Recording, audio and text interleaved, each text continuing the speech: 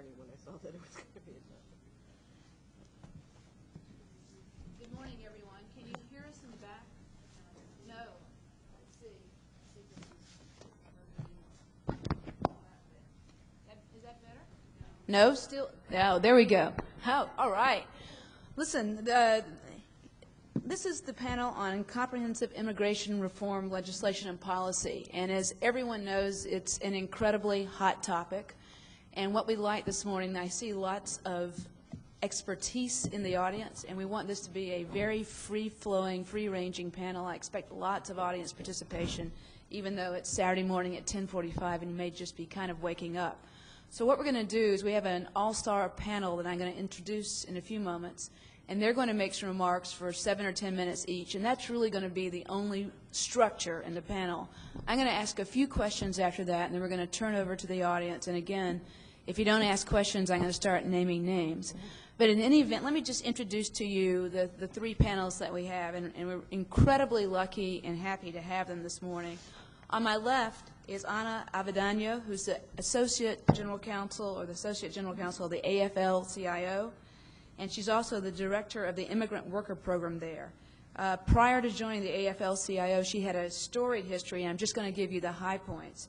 She served as a consultant to the National Immigration Law Center, which many of you are familiar with, where she assisted in the development of legal and policy strategies to address the Supreme Court's decision in Hoffman Plastics versus NLRB.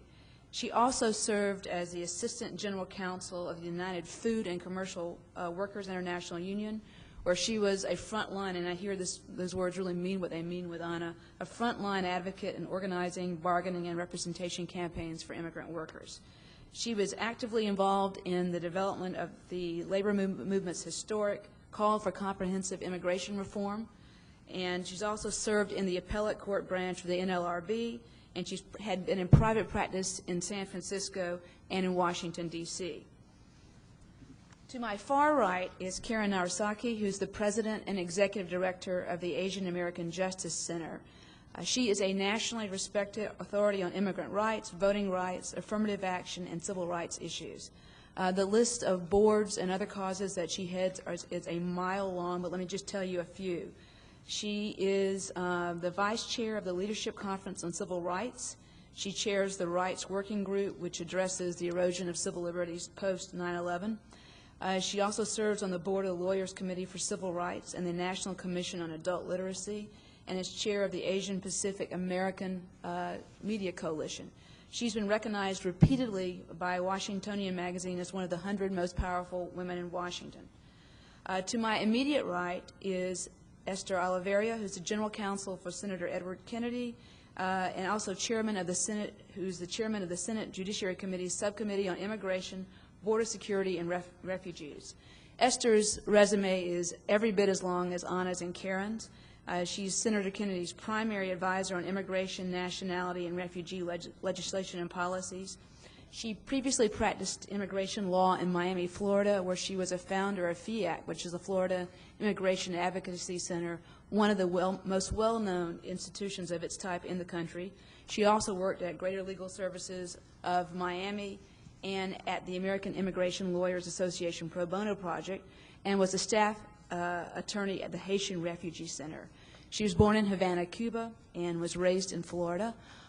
We're very happy to have the three of them there. As I said, I want this to be a very free-ranging discussion, but they're going to begin with opening comments. And I think we had sort of a coin toss, and Esther lost. She's going to go first.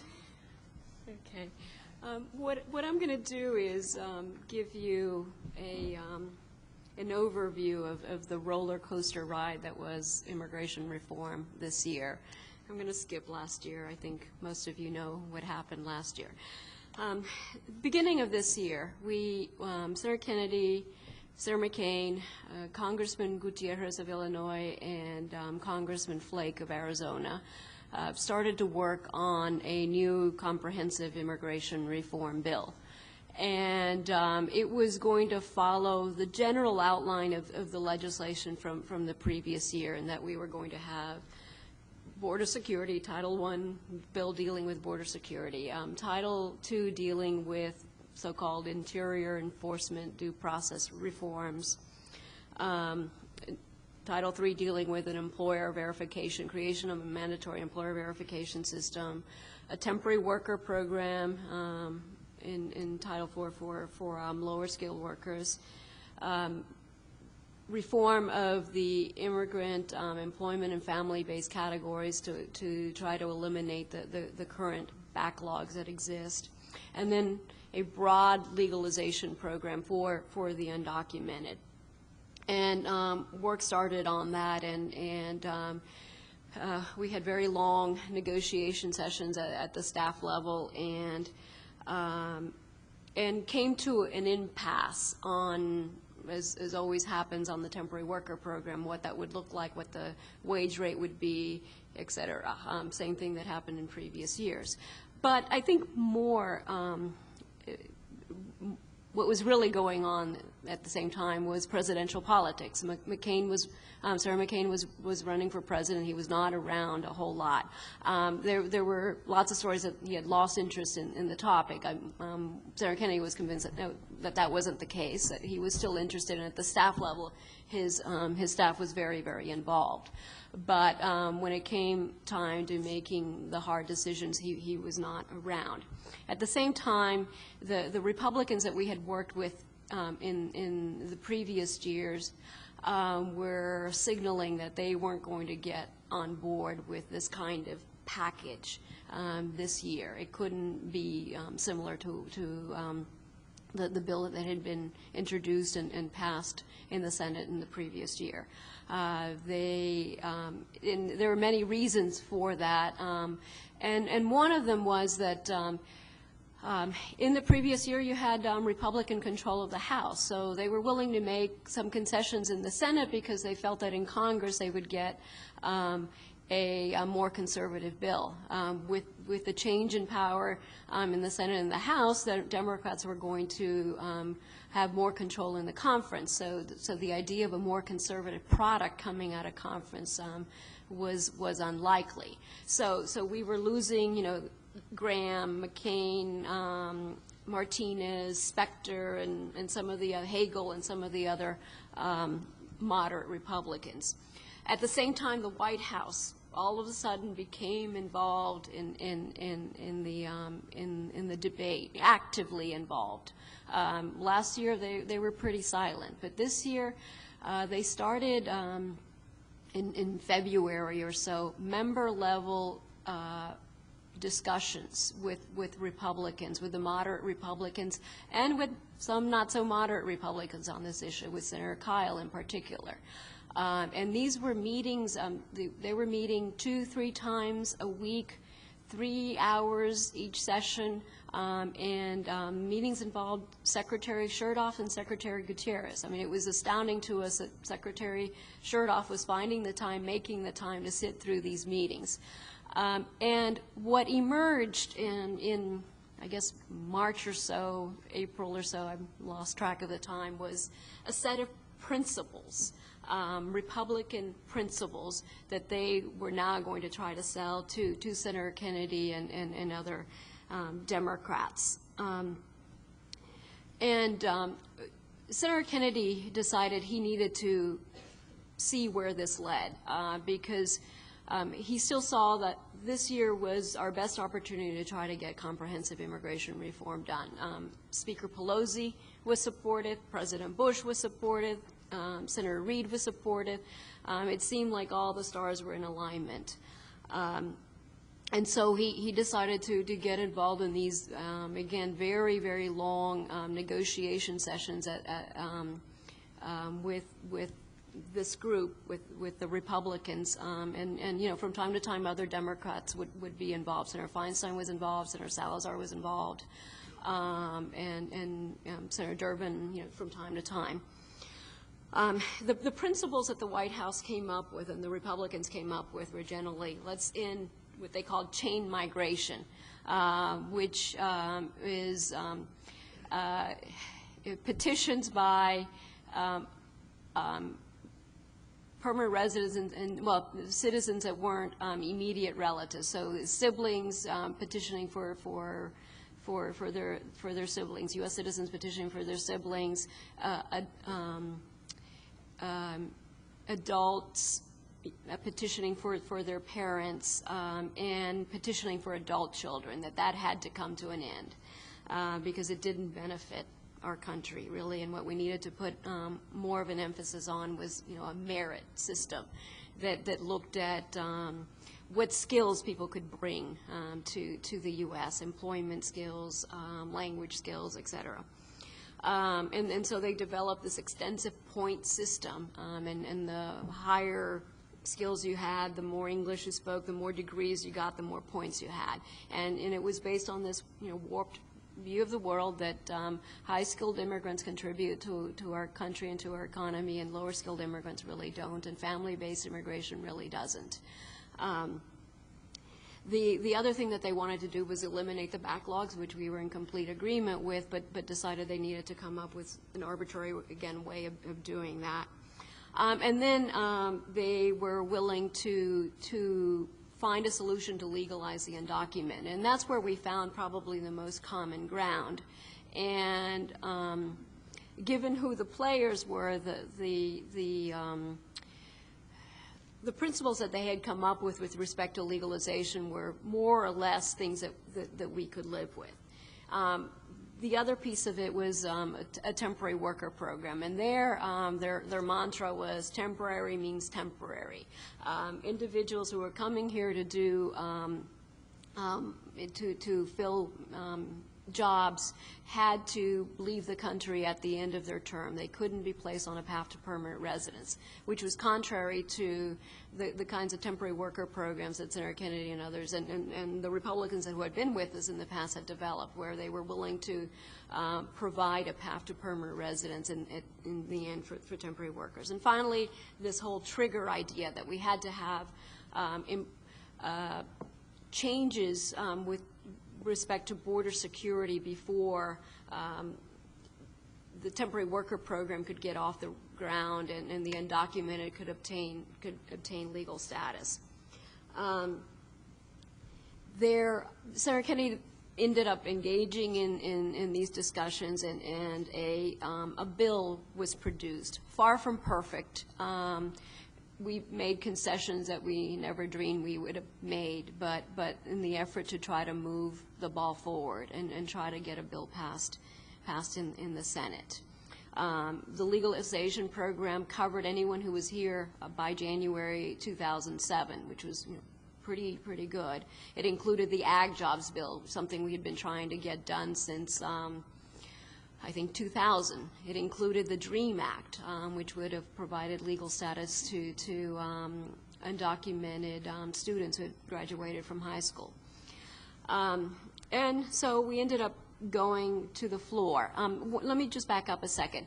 Throughout all of this, the driving force behind the Republicans was Kyle this time. Instead of being McCain and Lindsey Graham as it was in the previous year, it was Kyle. And the White House was willing, even when they didn't agree, willing to make concessions to keep Kyle on board. And he's a very smart guy, a very tough negotiator. And they kept saying if we were willing to make these changes, it would, and with Kyle on board, it would bring not just the moderate Republicans, but more conservative Republicans as well. And we needed at least 20 Republicans to get anything done. In the Senate, the magic number is 60. To end debate and get a vote on something, you need 60 votes. And we knew that we weren't going to have all of the Democrats. Some of the newer members that were elected in the last election are not good on immigration. They're worse than the moderate Republicans, and we ended up losing two good Republicans, DeWine and Chafee. So we needed to find a way to get 20 Republicans, at least 20 Republicans, to get this done, and that was part of the impetus for going forward and negotiating with Kyle. We ended up going to the floor in I think end of May, early June. We were on the floor for about 2 weeks. Lots and lots of amendments. Took some really tough hits. with respect to erosion of confidentiality and other things. But the sense was that we needed to keep going forward, and and Republicans took some tough hits. I ended up getting a sunset on the temporary worker program that they didn't like. But the collective thinking was that we should move forward and see. But there were some key Republicans who kept, creating, problems and made it very, very tough. Senator Reid finally decided he needed to file cloture on the bill to end debate and try to get a vote. And we ended up having two different cloture votes on June 7th. The first one we lost pretty badly, and in the morning, but negotiations continued throughout the day, thinking, well, maybe there's a way to kind of come to an agreement where Republicans who wanted to offer amendments would be allowed to do so, and we could win the second cloture vote. That ended up not being the case, and we ended up losing the second cloture vote. But the feeling was that we still needed to return, and again, to the surprise of many, many people, we were back on the floor within 2 weeks. And what we ended up doing was figuring out what were the key amendments that needed to get done on each side. Who were the Republicans that needed to have votes to try to appease them to see if they would then join and support cloture this next time around, and which were the key Democrats that, again, needed votes to try to get us to 60. And we ended up coming up with what's called a clay pigeon. It's this device that lumps a bunch of amendments together, and it's a skeet shooting term where you throw up the pigeon, you shoot it, and it divides into many different parts. And so we ended up lumping these 24 amendments together and then splitting them apart and started having votes on them. But again, you had some freshman Republicans who were just intent on stopping this bill. And they were fueled by AM talk radio. I mean, the attacks by AM talk radio were vicious. The phones in the Senate just lit up and completely overwhelmed all of the pro-immigrant calls that were being generated. Members were getting calls at 2 o'clock in the morning. Kyle, for example, was getting a call at 2 o'clock in the morning, threatening him, to oppose the bill. We Republicans, though, the moderate Republicans kept telling us, well, if you make these additional concessions, we think we can bring on these other people.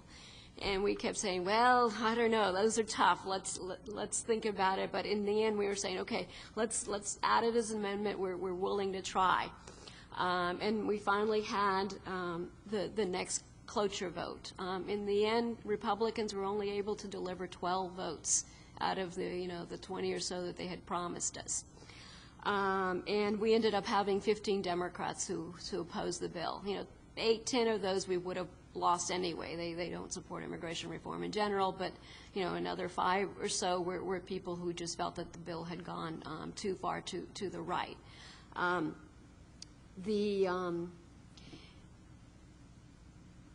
Well, anyway, that was the end of the effort. Then there's been a lot of going back and trying to analyze in the end what brought it down. I think that the biggest reason was Bush really, although he supported reform, was actively involved, had his secretaries involved, in the end had no political capital whatsoever to try to enlist support from more Republicans. Phone calls were made at the very end. Chertoff was on the phone with lots of Republicans the night before that morning.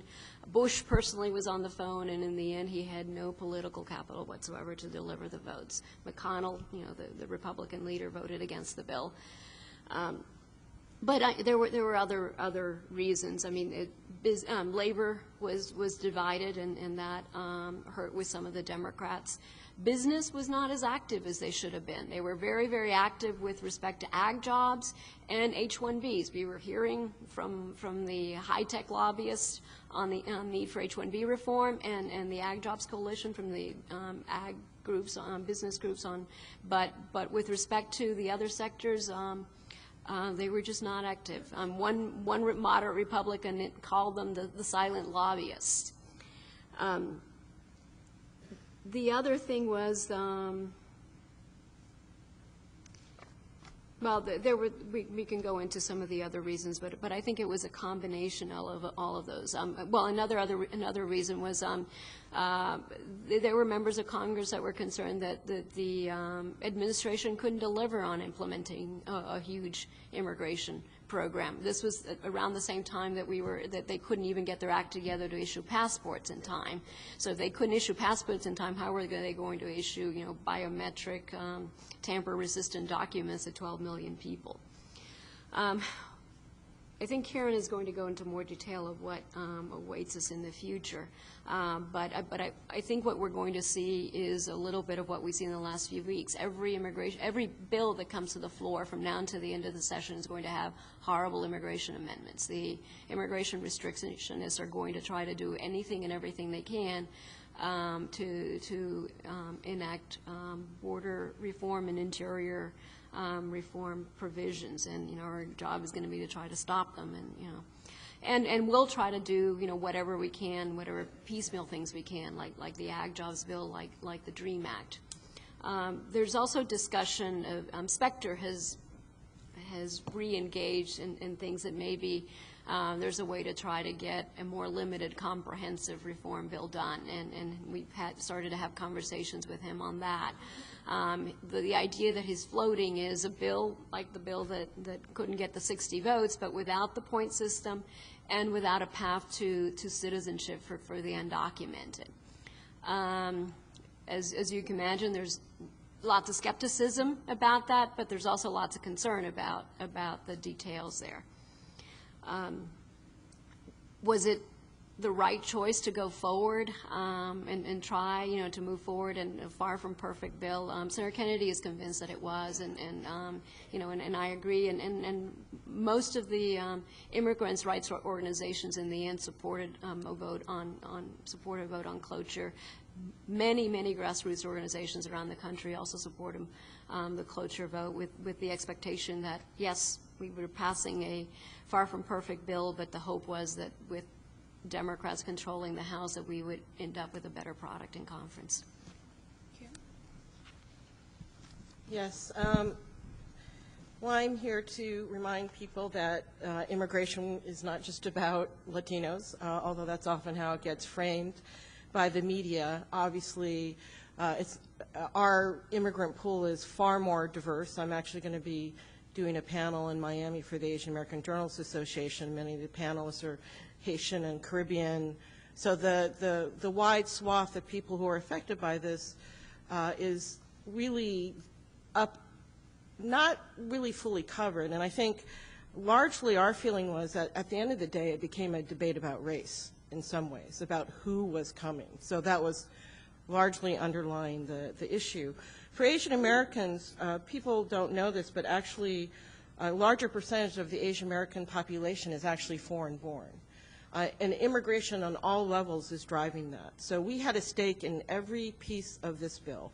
Family was very important to us. We're concerned about the backlogs. We were concerned about the wholesale elimination of categories that are important to the Asian American community, but also legalization. About 10% of the Asian American community is undocumented.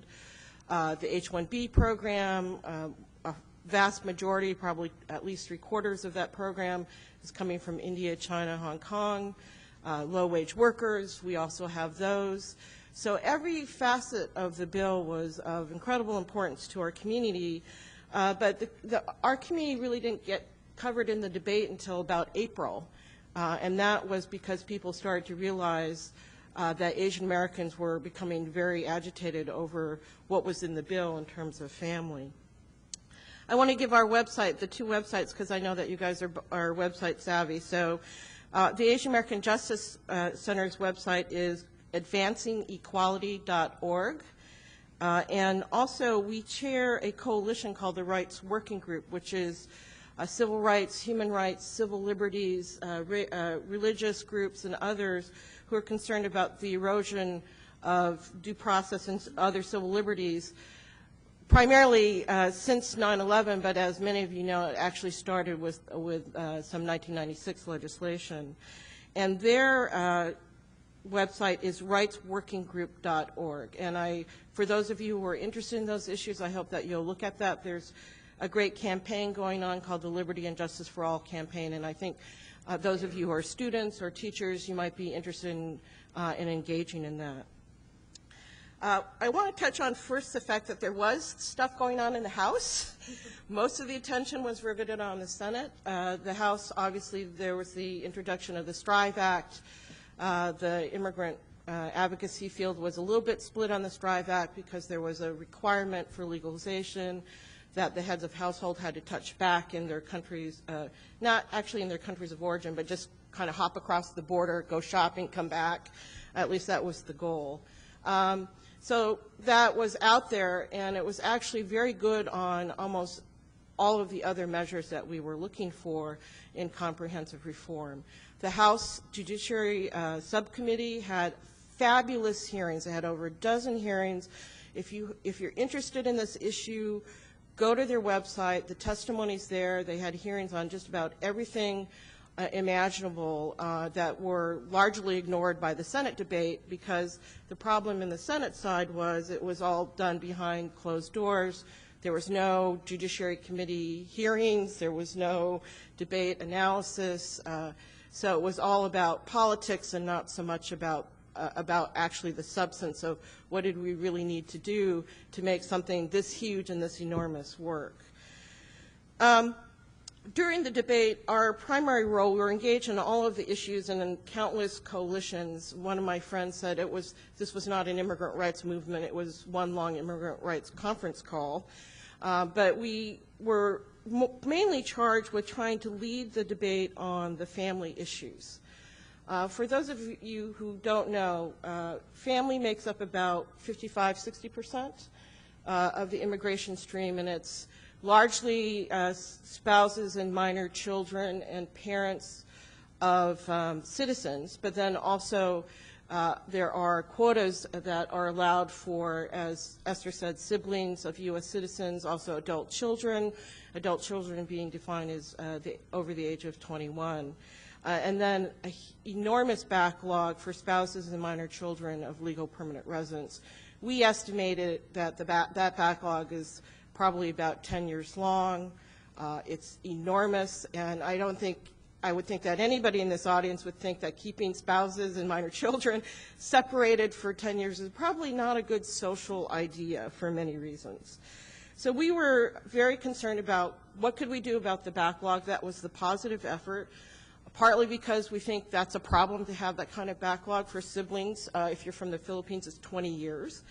But also because we believe that that is one of the reasons why we have undocumented immigration. In fact, a lot of undocumented are because they're spouses and minor children, and, you know, not surprisingly, they decide being separated for 5 or 6 or 10 years is not really a good thing for their family.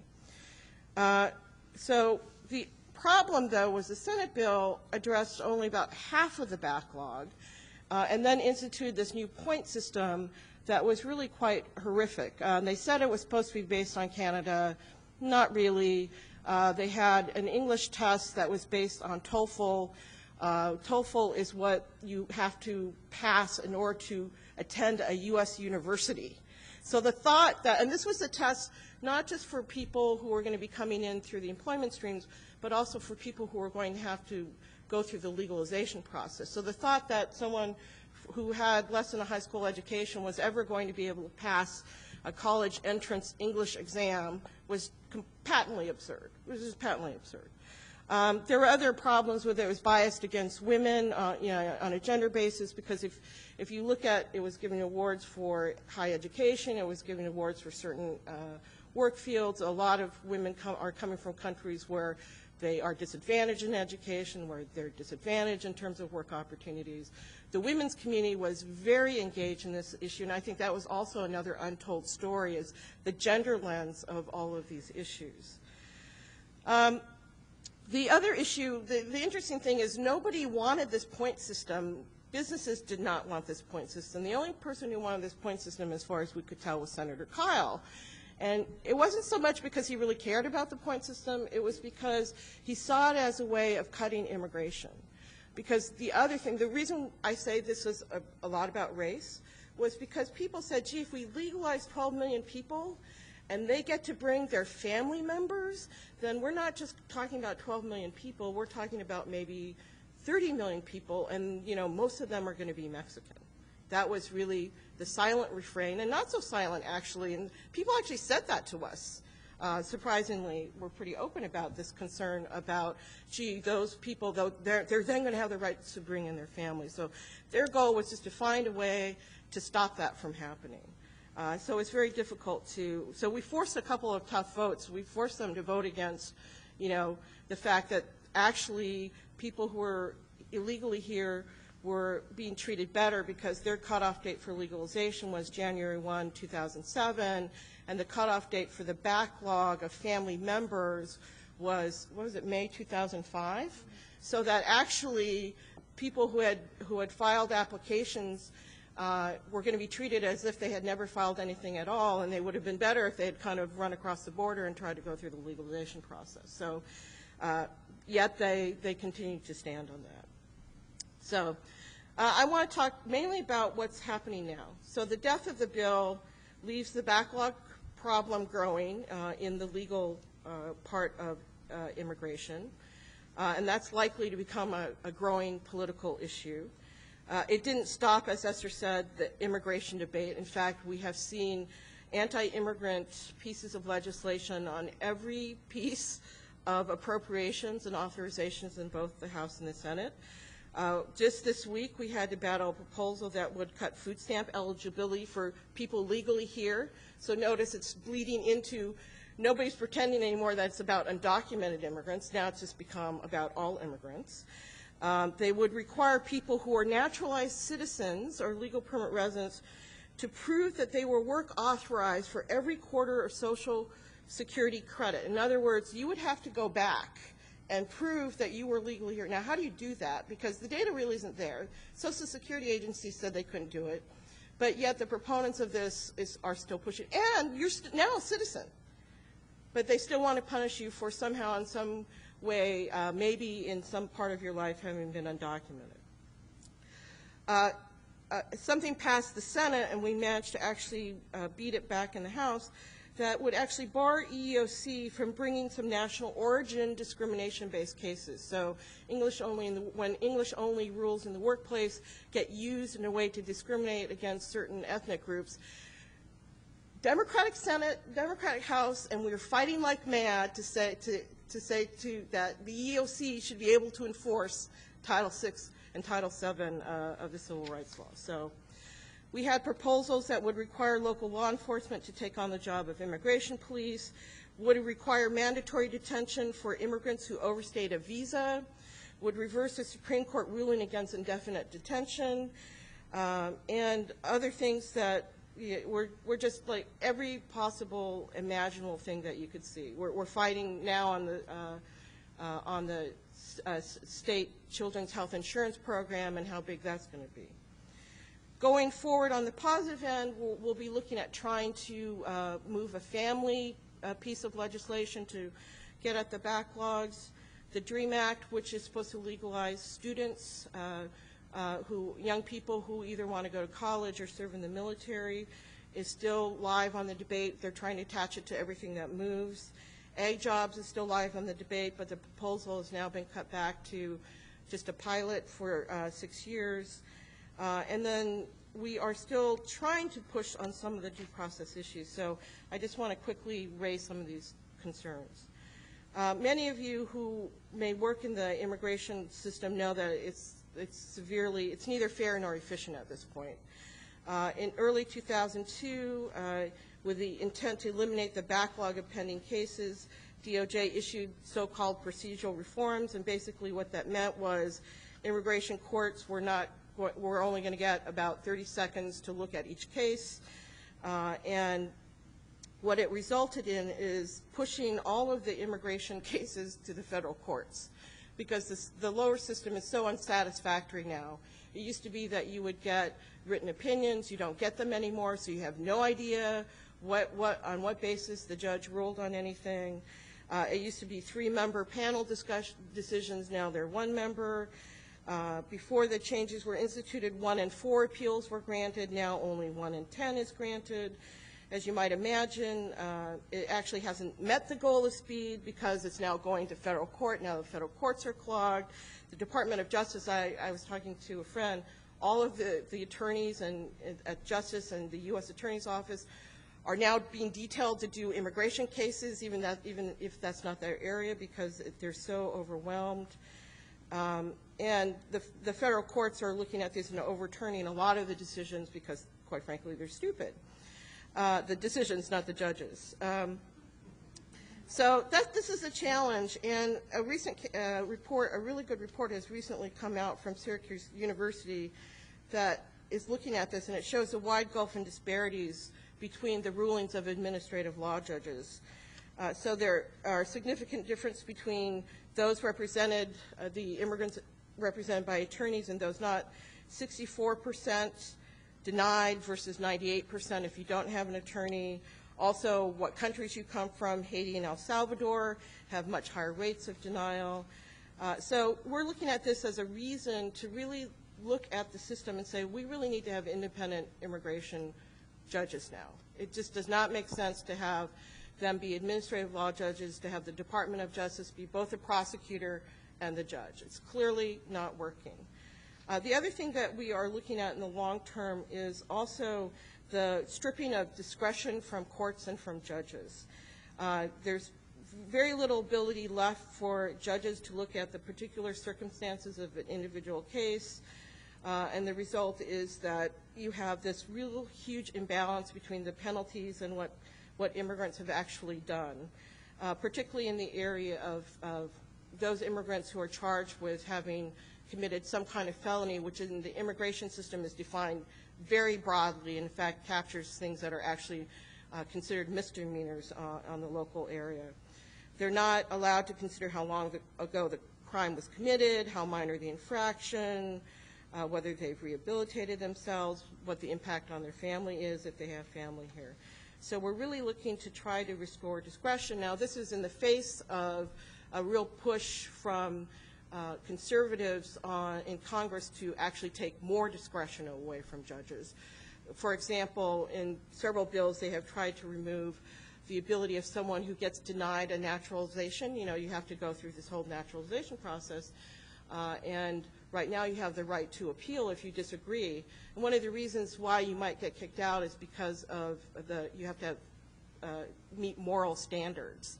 And so, for example, one case was a woman who had a child out of wedlock, and so the administrative law judge decided that showed that she lacked the right morality, and so she should not get citizen. Another case, I'm from Seattle, so this one is close to me. There's a deacon in his church, and he got denied citizenship because he had a $90 fine for picking too many oysters. So we think that there's a reason to have the ability to go to and get an appeal to look at what these administrative law judges and others in the immigration system are deciding. So those are among the many things that we're looking at, and I look forward to hearing questions. And there are far greater experts in the audience here, like both John Tresvigna and Lucas Gutentag, and I'm sure that they can inform us during the Q&A as well. Thank you. Thank you.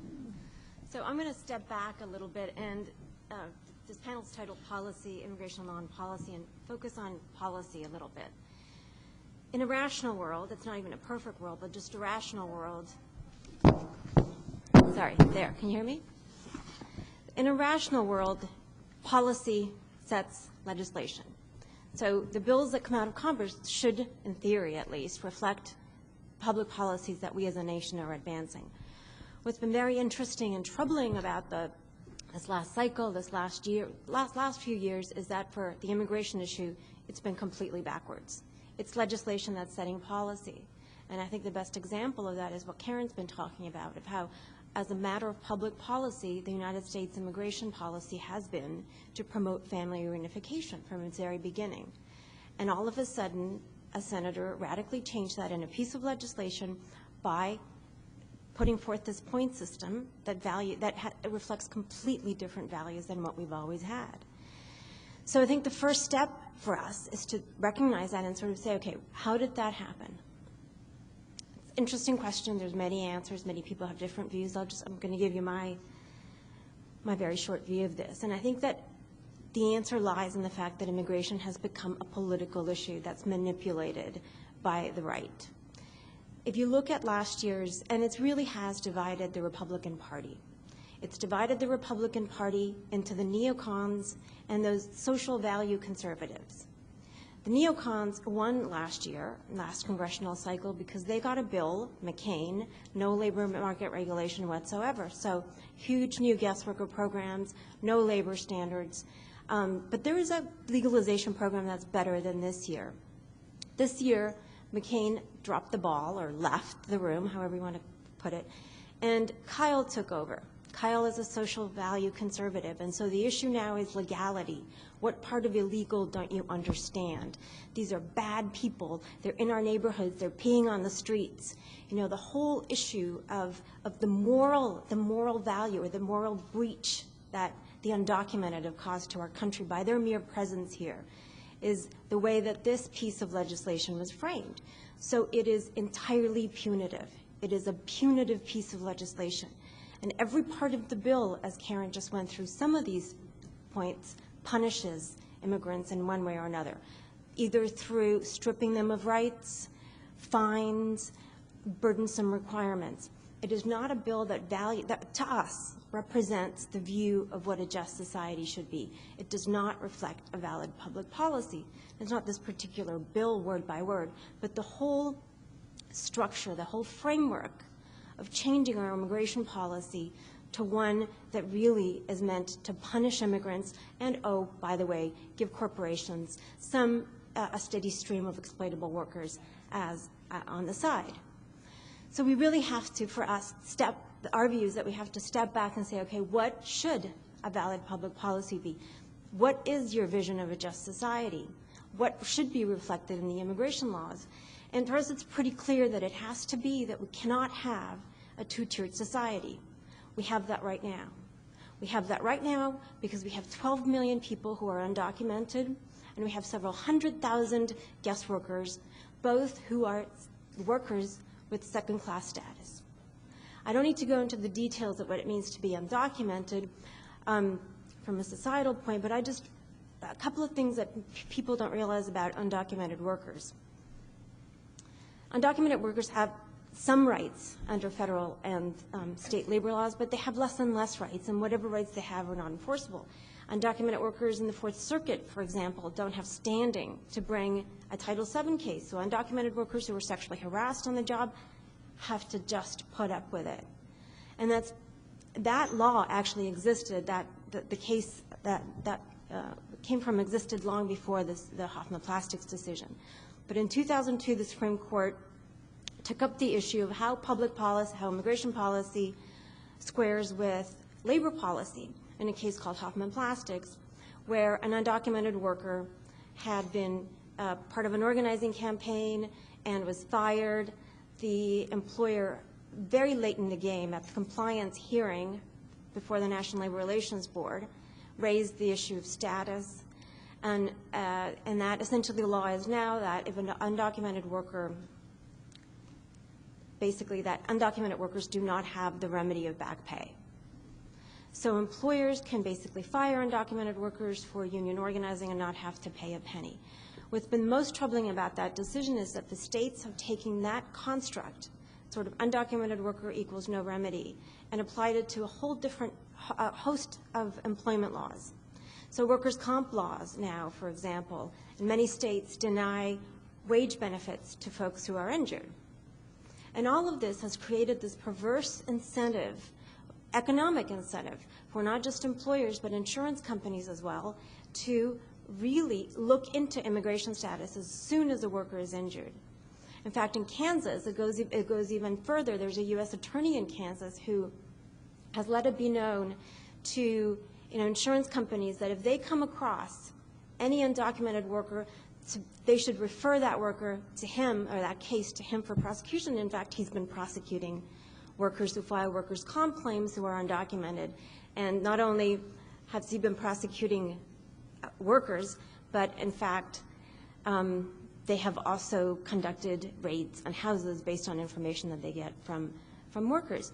So this whole scheme that we have right now, the way that our system works right now is that it's really a chill on worker rights. Workers don't have, it's not that they don't have an incentive to enforce their labor rights, it's that they can't, and when they can, they shouldn't, basically, because there's always the risk that they will be deported. This has to be fixed, and it has to be fixed. There's only one way to fix that.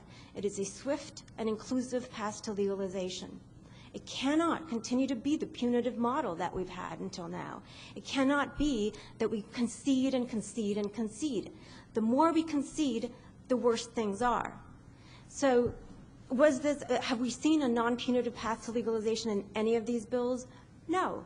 And the last version was the worst. It would have put the 12 million people into this category called the Z visa category, which, among other things, would have required them to remain continuously employed full-time.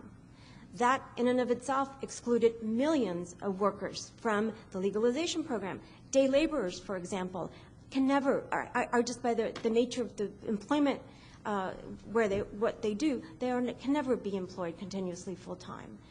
So the way that we've been going, the path that immigration policy, or immigration law, I should say, has been following over these past 2 years is just not the right framework from our view. It's also very obvious that this concern about a two-tiered society isn't part of the current scheme. If you look at the guest worker programs, guest worker policy in the United States has always limited the notion of having workers here temporarily who don't have the ability to participate in society, who are disenfranchised by their very nature, to limit the scope and size of those programs.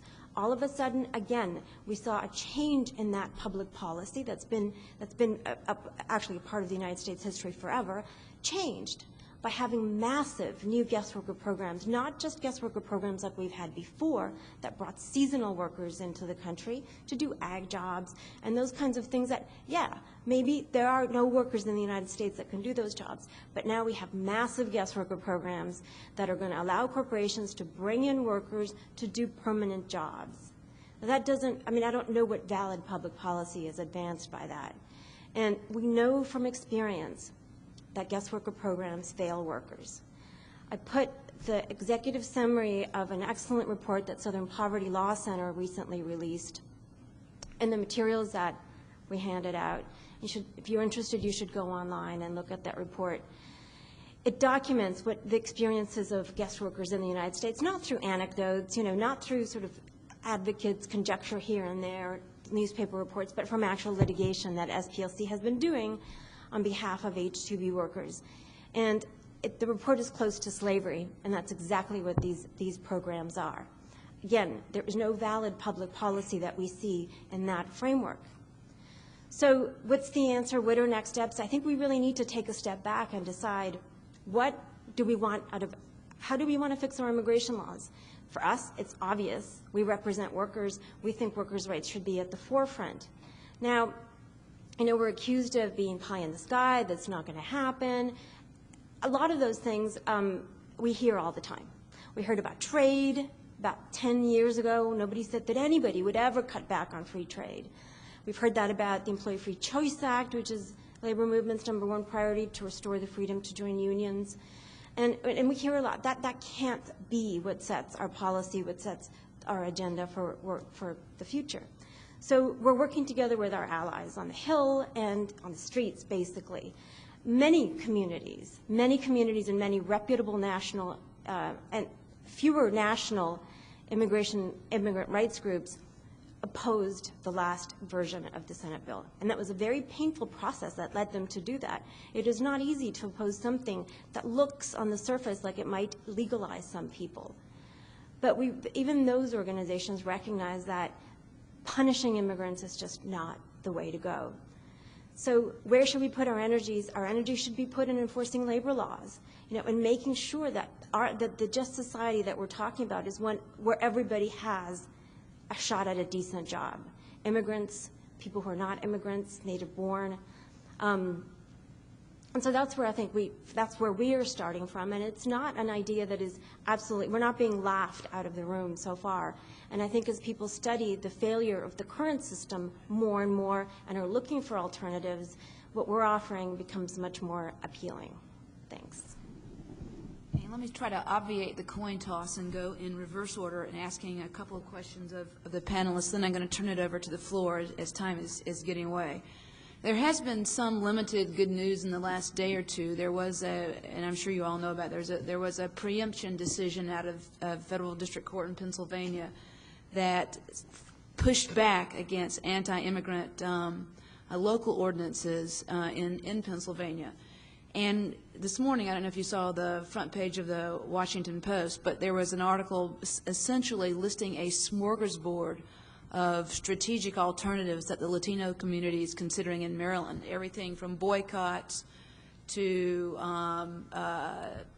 organized labor marches to spending money to show that the upper income recent immigrants are paying taxes, living in higher rent communities, et cetera. And Anna, just before we talk a little bit more about legislation, is there any? Do you have a view of which of those strategic considerations we ought to be, putting energy into right now? Yeah, the issue of the local ordinance is very interesting. While all of us were sort of working on the national level and working on legalization campaigns, the right wing was very busy working its way into the state legislatures, and this is a model that they follow pretty well. Because the question is, how can about 5,000 people, Numbers USA, that's an anti-immigrant organization in the country, have claimed the victory that they did? Not just on the Hill, as Esther said, flooding the, keeping the Senate busy with anti-immigrant calls, but also they're getting their model into more and more and more state legislatures, which is a model, and the theme of it is the federal government has failed us, so now we localities have to deal with the problem of illegal immigrants. It's very difficult for state legislatures to say no to that, and they haven't been. They've been introducing these bills that generally take two forms. One that are targeted specifically at day laborers that prohibit people from gathering on street corners and that kind of thing, and the other that is now they follow this notion of if we make life difficult enough for the illegal population, they'll just leave. So Hazleton, Pennsylvania required landlords to check people's immigration status before renting to them. And on the employers, and also they're going to cut off the job magnets. So what they do is they punish employers. They add fines to employers who are found to employ unlawful or undocumented workers, or now they're taking away business licenses of employers who employ undocumented workers. Again, most of these bills are just a political show. Hazleton, Pennsylvania, the district court judge determined that entire bill was preempted by federal law and has enjoined applying any provision of the bill right now. There's no doubt that's going up to the Third Circuit. So we'll see there isn't any law on this. No federal appellate court has decided on that issue of IRCA preemption of state and local laws. We're going to see a lot more of these. I mean, we're getting ready to have to be able to defend all of these. And how Hazleton, it's a huge victory. And it's a huge relief because it is a very valuable message to state legislatures that, look, what you're trying to do is going to cost you a whole lot of money. It's not constitutional to begin with, so don't do that. What we have to be able to do is offer them, do this instead. And so we're developing a series of model workers' rights laws that our legislators can then say, the reason that we have this issue here right now is we have an economic incentive to exploit workers. Let's fix that. Let's not punish the workers themselves. Karen, in terms of going forward, is preemption part of the strategy? And also, let me ask you, you made a comment that has been on a number of people's minds about the emphasis on Mexican immigration. Has that changed the strategy for what pieces of legislation you're hopeful for or can get through the Congress? Well, on the strategic question, there's been an effort for a while on the local level as well as the national level to broaden out the movement and to get more of the other immigrant communities involved. For the Asian American community, it's been very challenging. They have different views about what it means to be undocumented. They're much less open about it than in the Latino community, and a lot of it results from visa overstay, so they actually don't think they're undocumented because they had a document, just expired 20 years ago. So they think they're kind of different, and we've been trying to disabuse them of that notion. So it's a challenge in terms of really educating and organizing a community that speaks, 24 different languages. But I do think it speaks to this question that we're struggling with right now in terms of, do we continue to try to build up a long-term, broader base and try to go for a big package like comprehensive reform, but that might take 2, 3, 4, 5 years, according to Rahm Emanuel 12? Or do we need to try to figure out, are there pieces that we could do that we could phase up and make our way towards something? So, for example, something that would at least, Senator Specter calls it, end the fugitive status of undocumented so that they have an opportunity to at least not have to worry on a daily basis about whether they or their family members are going to be deported. That's difficult because we've been really wedded to the notion that there needs to be a path to citizenship because we don't want to continue to have this, as Anna says, this, second class of people. It kind of offends a lot of our notions about human rights. On the other hand, that's what we already have, and it's actually even more horrifying. So, what's our responsibilities there? I will say that this debate is the most complicated issue I've ever had to work on because you have to think about the global economy, what are our economic needs, families and how do families integrate, what should people's basic human rights be regardless of what their immigration status is, what's the impact on our democracy if you have 12 million people who get a temporary status but can never vote. What does that mean? What are our notions of privacy and civil liberties? All of these, every single thing is being really tossed into this large immigration debate. On the Hazleton issue, I'd actually rather defer to Lucas because it's really the ACLU case, and so I certainly am not going to speak about preemption in front of Lucas. Esther, looking back on the overview you gave us, is the answer going forward piecemeal? And if so, what is the first cut of what could actually be passed on from a progressive point of view? And finally, just to if you can respond a bit to Anna's position on the guest worker program, is there a guest worker program that could work economically and be accepted on the progressive side of the political scale? Well, I think that the thought of getting a comprehensive bill through Congress anytime soon is, well, the chance of that happening is bleak. It's not going to happen this year. It's certainly not going to happen next year as we get closer and closer to the elections. And then the question is, will we have an opportunity in the next Congress with hopefully a Democratic president? And I think even then it's going to be difficult.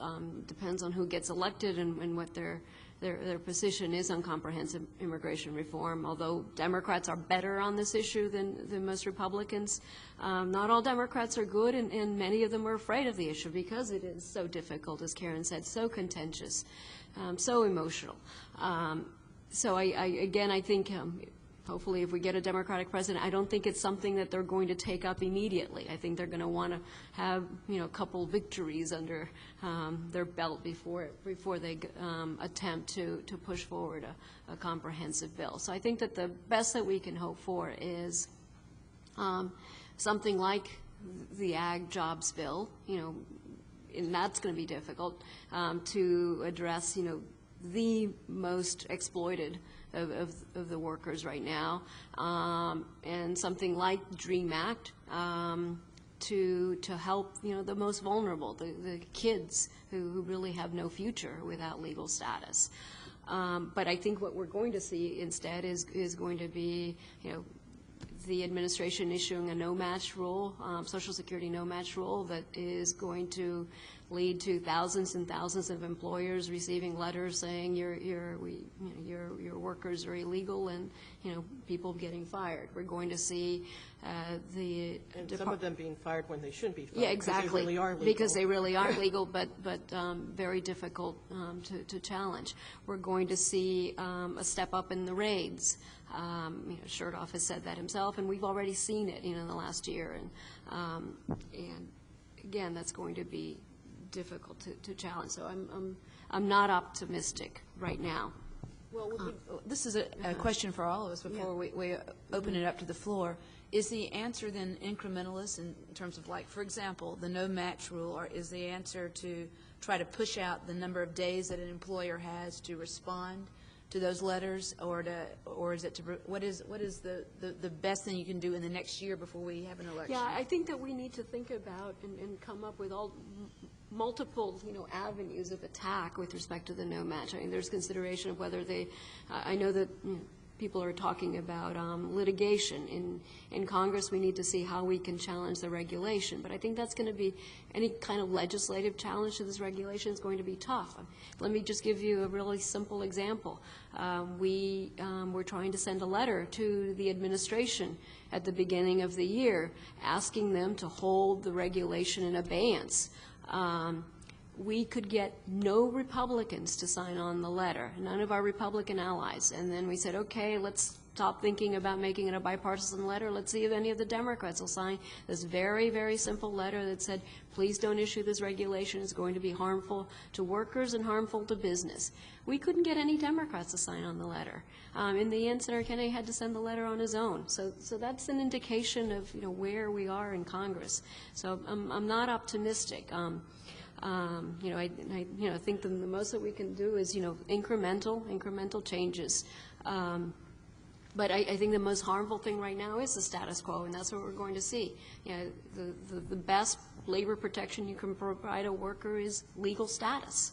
And we're not going to be able to do that anytime soon. Even, you know, something like, you know, what Senator Specter is floating around, you know, something that, you know, maybe would provide some kind of interim work permit for people for the next couple of years. I think, you know, as you know, as disgusting as that is to many of us, you know, and, you know, we may think about, you know, well, maybe it's better than the status quo, which is pure exploitation, but even that, I think, is next to impossible to get done.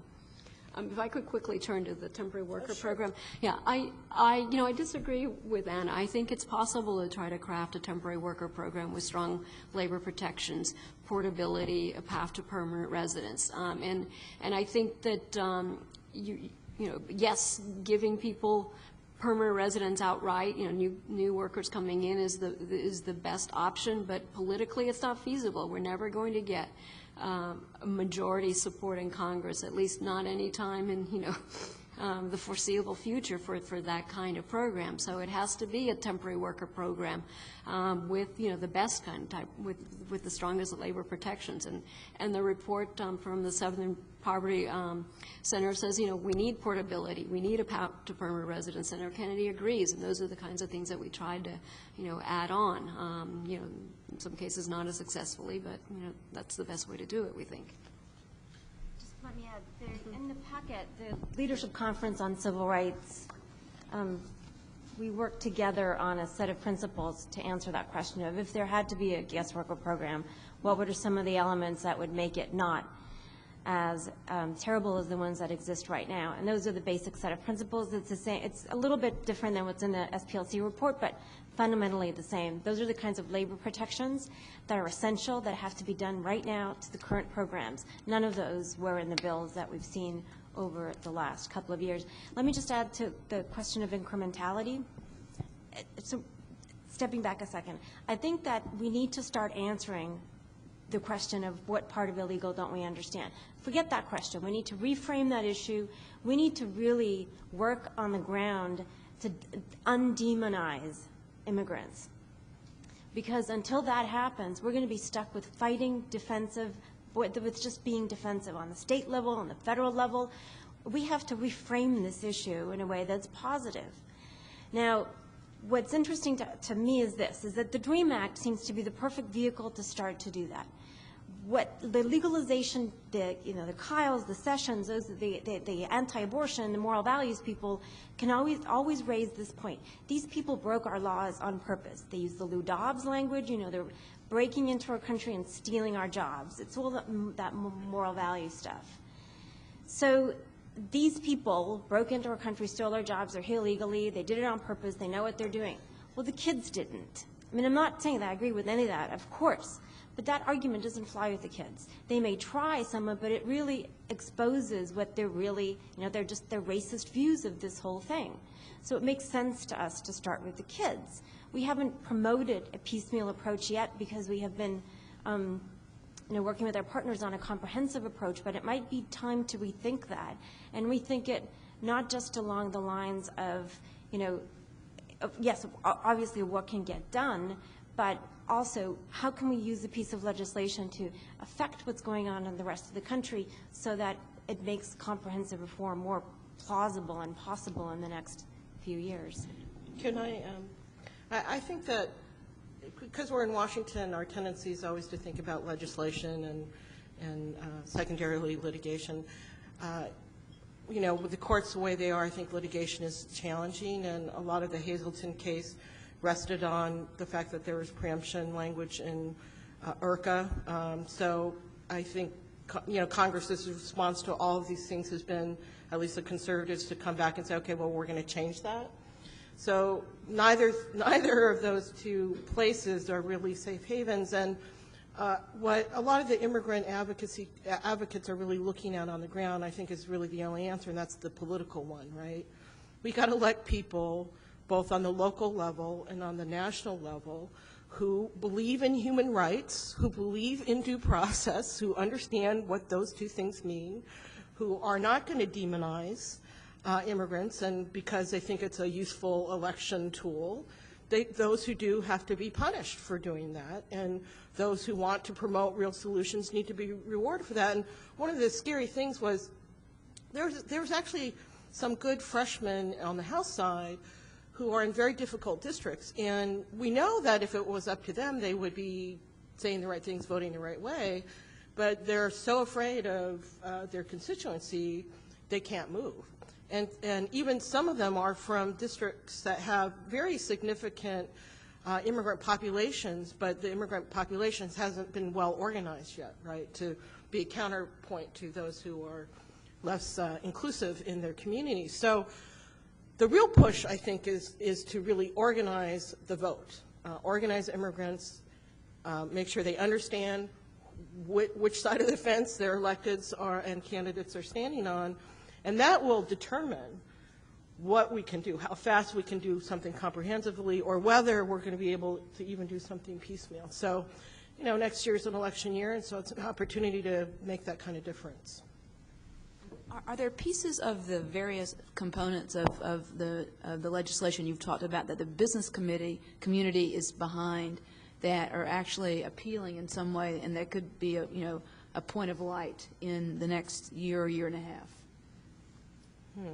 No? Agreements with the business community. I think ag jobs is Yeah. Yeah, I think probably ag jobs is the best example of that, where you have a coalition of, the business and the UFW who negotiated a bill, and they have stuck together and are doing everything and anything to try to get it done. Let's open it up to questions in the audience. Come forward and let us hear what you have to say. Still hard to hear. Yeah. Shahid Buttar, ACS. Perfect. There you go. So I have a single observation from which two questions emerge. I live in a neighborhood here in D.C. that is gentrifying, and there's a number of tags that have been popping up, and one signature piece of graffiti I've seen reads, "Deport the Pilgrims." And so there's a substantive and a methodological question. Substantively, why has the tension between a sort of right-wing view premised on this law-breaking paradigm, this way of constructing undocumented immigrants as breaking a law, when juxtaposed with the extermination of Native Americans and the sort of historical broad view, why has that framing not taken hold? And then methodologically, wherever we're at in Congress at the moment, we can look back to last spring in the Sensenbrenner bill that prompted a lot of the grassroots mobilization around the country. To what extent does this policy example suggest or reinforce the salience of grassroots mobilization for other issues that we as progressives confront in the polity today? Who wants to go first? Would you like to go first, Anna? No. Karen, you want to go first? Okay. I see that. Oh, yeah, right. I'll take the Sensenbrenner question. It's no doubt that the grassroots mobilization was completely amazing. Anybody who was involved or even saw it on TV, I mean, the fact that you had several generations of families together pushing strollers and grandma there, I think really helped to put a face for the first time on the fact that we're not just talking about numbers, we're talking about real people and their families. By the same token, I think it scared a lot of people because they went, oh my God, there's 5 million people who are marching, and what are they going to want next? So that's why I say I think race was really kind of involved. But it does show the power that we could have if we invest more time and resources and effort in really building the base. And there was some really marvelous organizing and growth of immigrant-led organizations now all over the country who are very sophisticated. I mean, they knew the Sensenbrenner bill by its numbers, and they knew Sensenbrenner's name. If you said his name, they would boo. I mean, how many people ever heard of Sensenbrenner? So outside of Washington. So there is this incredible force there, and I think the progressive movement does need to figure out how we work with immigrants, because you have to deal with the language barriers, you have to deal with the cultural issues, and you have to figure out how these issues really knit together.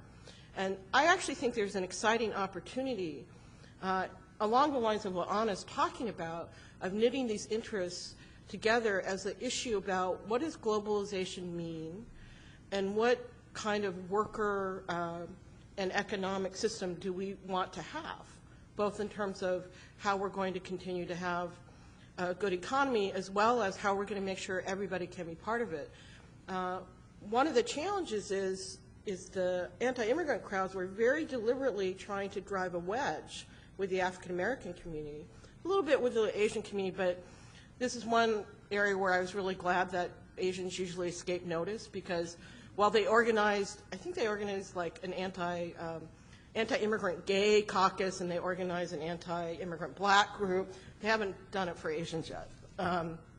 So they have come out with very deliberate messages about, look, Latinos are now being elected where blacks should be elected, and look, they're taking your jobs. And we've had very many debates and discussions with the African-American community, who on the one hand, because they understand discrimination and oppression, are sympathetic, particularly on the issue of legalization. On the other hand, are very concerned about the issue of bringing new immigrants in and what is that going to mean. So in order to really kind of build that grassroots movement, we're going to have some very serious discussions about race that we haven't really been having in the progressive movement. I'm excited about that, because I think its time has come, because I don't think the progressive movement is going to actually succeed unless we can actually bring all the elements together and stop being in so many silos and really figure out what our shared interests are. So I'm excited about it. If I could just add something.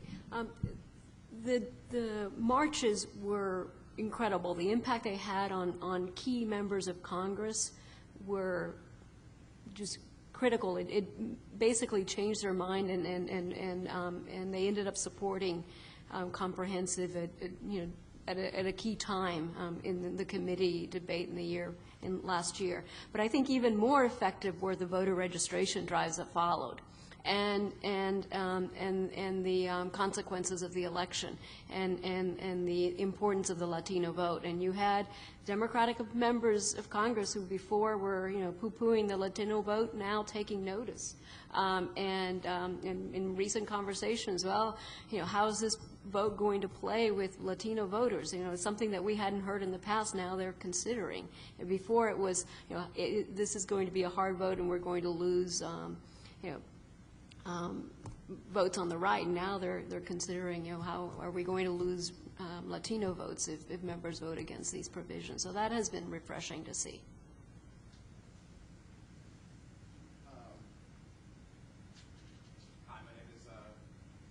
Okay, there you go. My name is Yannick Morgan. I'm with ACS, playing off of you guys aren't sociologists, but although the rich and complicated, the integration of these immigrants has been implicit for the most part. While France has favored assimilation and Australia and Canada multiculturalism, the U.S. has remained silent for the most part. In my opinion, a comprehensive integration policy would in time make a comprehensive immigration policy or immigration reform significantly easier. In your opinion, should the U.S. government have a role in integration, and what would it look like? What was the last part of that question? Should the U.S. have a role in integration policy? And what would it look like? Very definitely. I think one of the problems, in the public opinion research that's been done, one of the things that most irritates Americans about immigrants is because they don't speak English, because they're hearing languages, and it's very interesting. I mean, some psychologists say it's because people assume that if you're hearing someone speak another language, it's because they're talking about you. and people actually react to that. But that is that if we can really show that immigrants, in fact, are learning English, and the reason people care so much is because it's a proxy to them for how much do immigrants want to be Americans, how much do they want to be like us. So it's a real challenge, though, because the ESL programs are vastly underfunded. There's not any real system in terms of quality. And so that, you're absolutely right. Moving on that end, moving on more resources for those who are able to speak English and become citizens to get them into citizenship. That's why the community is so upset about the fact that naturalization fees have tripled, and it's going to be incredibly expensive for immigrants who don't have a lot of money to become citizens now and to get them voting. That is you're absolutely right. We need to move further on that. And I think that will make a lot of Americans who are generally good but nervous about immigrants, and that would hopefully tip them over.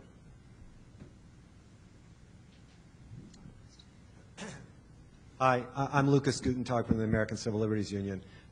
First, I just wanted to express the appreciation that all of us feel for all of you on the panel for all the incredible work you did during the legislative, but whatever views people had and differing views, everybody worked unbelievably hard. And I think we really all owe an incredible debt of gratitude to all of you who worked so hard to try to do something positive. I was going to say a little bit something just briefly on the Hazleton decision, which it's a huge victory. It really is, and it's an incredibly eloquent opinion, and it does have broad ramifications. And I also want to acknowledge there's a whole series of these cases that we're doing around the country, the ACLU is doing in partnership with MALDEF, PearlDef, and other groups. And so far, we've won every single court case. But it's also a holding action. It is definitely a holding action. It's not the answer. And if there's more of these being enacted, and I've never had a situation in my life where we've won every single case that we've brought, and I don't think we're going to win every single one here. I think part of the story here is that these towns and cities, they're totally being duped by FAIR. This is a campaign by FAIR to go around and persuade these towns and cities they should enact these ordinances, not because it's actually going to accomplish anything. It's part of their political campaign, and I feel like we have to unmask that and get to these cities and towns and say, you're the ones that are being sold a bill of goods, and it is going to be incredibly expensive, and it is unconstitutional. And important, I think, also to stress, the New York Times did a great editorial this morning on the Hazleton decision. One of the things that they point out that we've been trying to say is that Mayor Barletta and these proponents are they sit there and they justify these ordinances on the grounds that the federal government isn't doing anything and that Congress hasn't acted, but they're the very same people who killed the bill and who are opposing the federal legislation. So we've got to show that this is really a political campaign by anti-immigrant forces and is not something where that the cities and towns really want. And so anyway, so that's, I think it's a great legal victory. It's a great decision. There's more. The Farmers Branch case that we did with Maldiv is a great decision as well, but it's not the end of the fight. The real challenge, I think, is, as you've all been saying, is how do we organize politically? Because, and I think it's both how do we broaden the advocacy for reform and how do we bridge the divides within the progressive community and within the pro-immigrant community. That's a huge, huge challenge. We heard some of it in the differing views on the panel, and it's clearly out there. And I don't know what the answer is, but that's one. And how do we do, and also to be in a position to mobilize enough people to respond to all the talk radio, because they're going to do it. We have to figure out how to really broaden and deepen the advocacy. And then the other thing is on the local level, where I think we all agree we have to organize.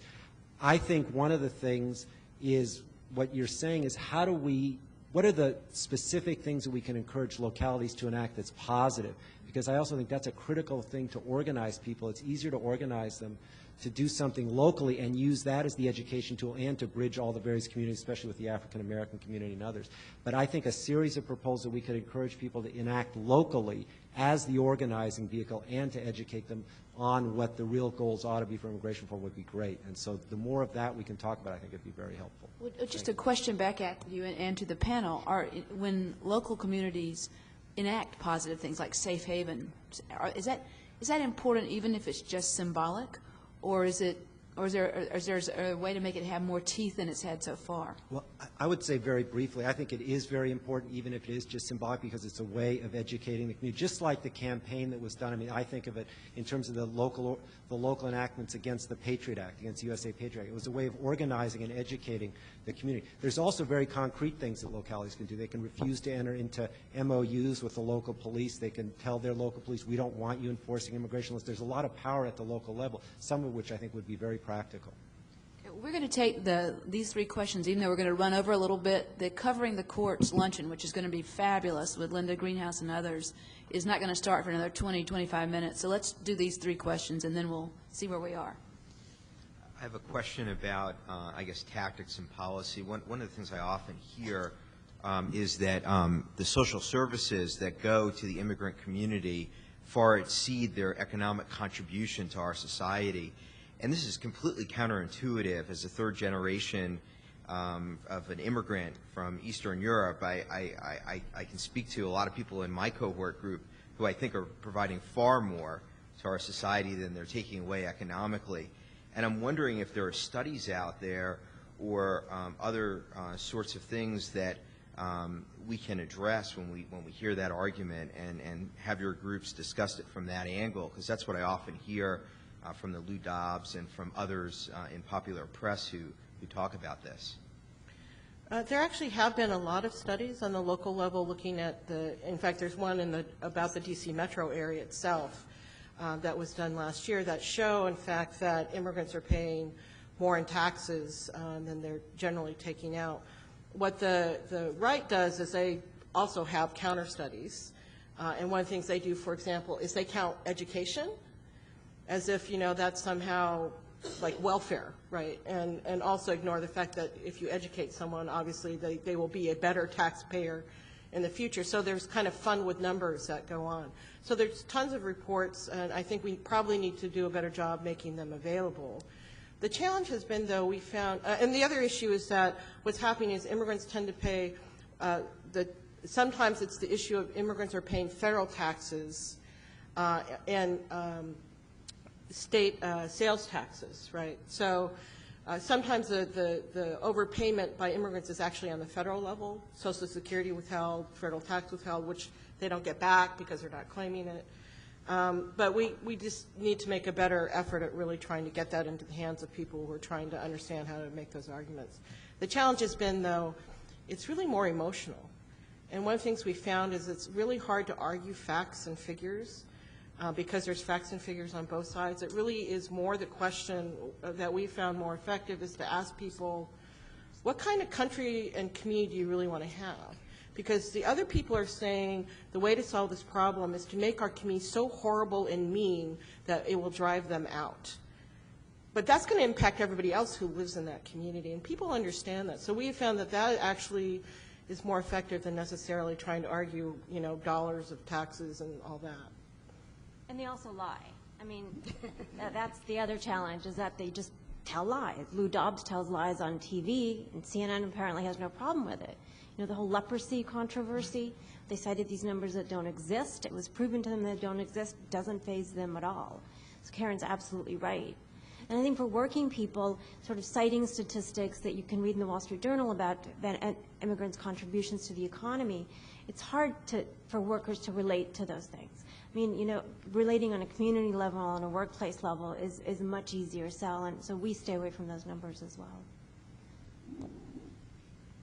I'm John Tresvini with MALDEF, and I think Karen's presentation just scratched the surface in terms of what the onslaught of what's going on locally, but it also demonstrates the difficult wisdom of the Senate vote, of moving forward and trying to get something done.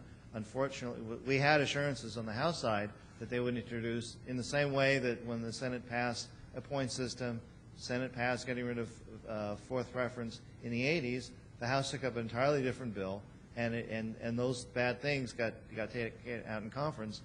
Now we've got House members who are, I think, the deer in the headlights, and when saying, well, we're not going to do it until 2013, something we have to be aggressive and back on. In terms of the symbolism, the other side has captured the Minutemen as their group. Well, actually, the Latinos in New Mexico and Texas paid for the original Minutemen. They were taxed $30 and paid for Revolutionary War supplies. So we have a 230-year history of paying taxes to this country, even before it was our country. And I just think at the local level, Luke has talked about the victories. Every judge has looked at these ordinances. State court, federal court, Clinton appointee, Bush appointee, every judge has put a stop to them. But we have a continued onslaught at boards of supervisors, city councils, over Prince William County right now. And we would encourage and invite ACS chapters to work with us at the local communities. Let us know when things are coming up, partner in the litigation if they do pass, but really bring together a broad coalition.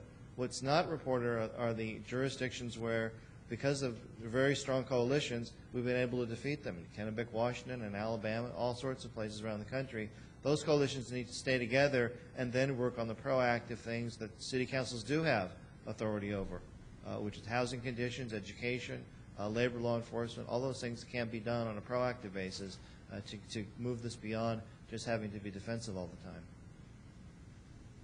Last question, for the moment anyway. All right. Well, I was just going to build on that Revolutionary War imagery to point out that if you look through the train of abuses in the Declaration of Independence, one of them was the fact that the king was trying to obstruct the naturalization and the encouragement of migration to the United States. So the next time you get an argument with the Minutemen, that's something to consider.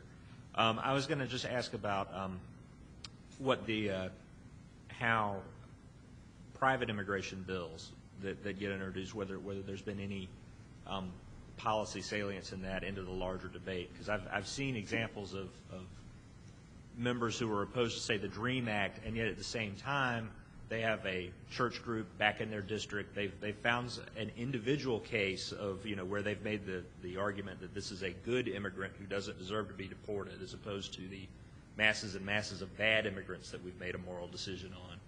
And I'm wondering if there's been any effort to kind of link that up or expose that kind of hypocrisy, or see if you can use that as a point, the thin point of the wedge, to get them to think, well, if you're willing to do it for people on a case-by-case basis, maybe that points out that there should be a more comprehensive solution.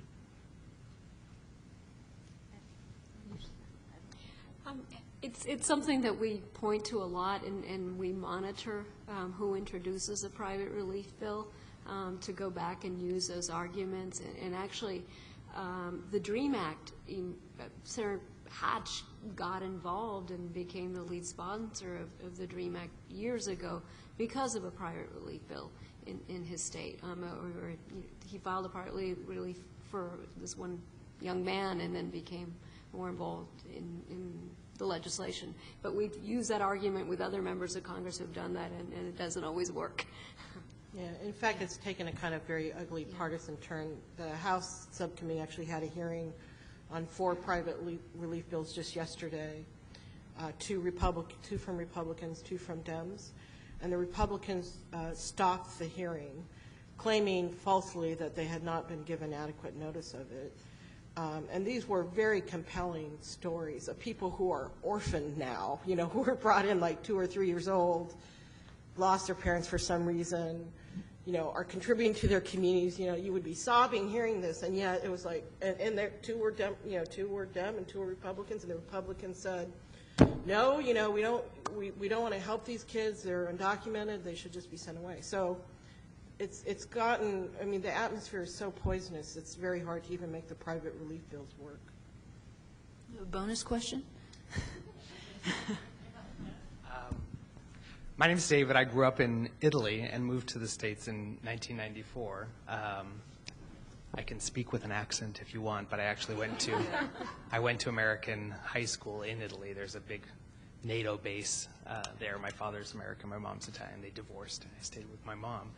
But when I moved to the States and started law school, I joined a group called the Justinian Society, which is a society for Italian American lawyers, and I was surprised by how few Italian Americans knew anything about their cultural tradition or spoke the language, and so the issue of integration and assimilation is one that I'm interested in. And one of the reasons that I was given for why they were so unknowledgeable about their own culture or the culture of their ancestors was because their grandparents had tried so hard to be more American than the Americans that they didn't pass along any of the tradition, or they felt embarrassed by their own traditions. And so I think while it's true that we might want to encourage people to learn the language, there's first of all no obligation. It is not the official language of the United States, and despite attempts to have a constitutional amendment to that regard. But I think any attempt in that direction of assimilation or integration has to also reflect the pride and the accomplishments of a diverse society. And I think one attempt that should be made in terms of reaching out to the other communities is, yes, focus on the issue of race, but also focus on the issue of class and move beyond race, because so many white Americans can't identify with the struggle of immigrants because they've either not heard it or removed it or have blocked it out or have bought into the idea that because they're white, they are the Americans. And one attempt that I've made locally is to have discussions about the transition of Italians in the American community, and showing judicial opinions that talk about Italians as being colored, showing legal cases where Italians were lynched because they were viewed as being too sympathetic to African American communities in the South, or were viewed as simply being beyond the pale of whiteness. So I just wanted to throw that out there, because to me, one of the problems is informing the coalitions is to highlight what unifies us rather than what divides us. I think that's really important. I mean, part of the bill of goods that the right wing or the anti-restrictionists have sold is a vision of a society that never existed, where there was full employment, where everybody got along, we all shared the same cultural values, and that's never been, I don't think, not just the United States, but anywhere. So I think it's really important to build on this notion that a multi-ethnic society is a good thing, and that's what this country has been, and that's what has set this country apart from so many others. And you're absolutely right. Class has not been part of this discussion. In part, Americans have a hard time talking about class. And the current legislation, the legislative framework, doesn't really allow for that. It's a corporate-driven model, and so discussions of class become very difficult. But on the community level, that's happening. That's what was a very large part of the marches and a lot of the grassroots groups on the grounds frame their views on their own class experience. We are actually trying to get people to talk to their parents and try to get their stories, because you're right, too many people actually don't know the history of their own families. Even in second-generation Asian families, they don't know how their parents came here. So when we talk about family immigration, and I always ask people if their parents were immigrants, well, how did they come here? Were they a refugee? Did they come here for school? Did they come to work? Or did they come as a family member? And oftentimes they don't know.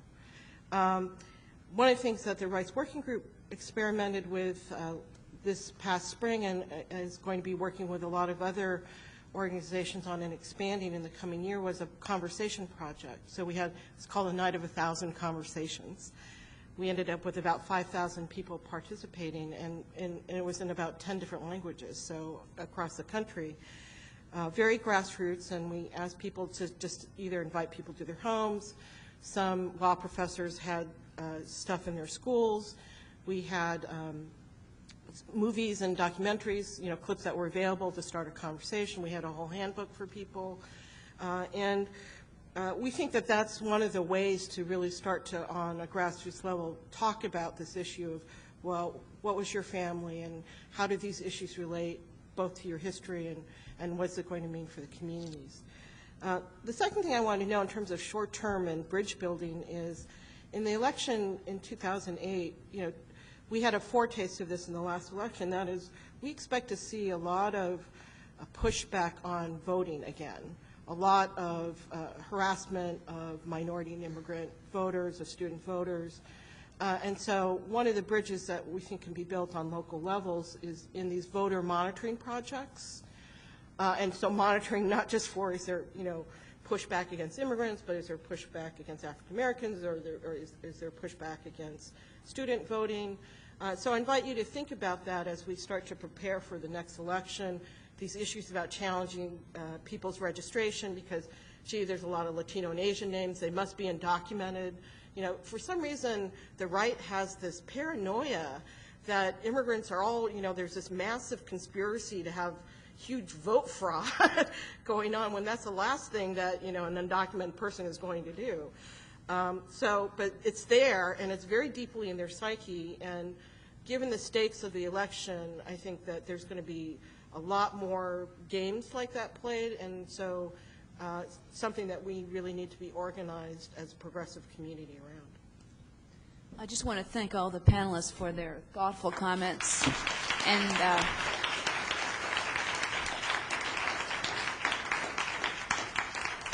I think there are a couple of people who had questions. I'm sure we'll stay behind for just for a few minutes if you want to come talk some more. Thanks a lot. Don't forget lunch.